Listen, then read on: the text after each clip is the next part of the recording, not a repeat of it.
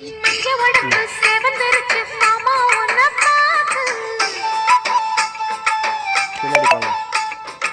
எனக்கு இப்பவே திருச்சி மச்சம் ஒன்ன பார்த்து இடுப்பில் உள்ள மடிப்புக்குள்ள மாட்டிக்கிட்டேன் மானே.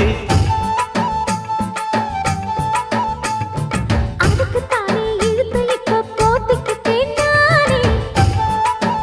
மஞ்ச உடம்பு செவந்திருச்சு மாமா உன்னை பார்த்து.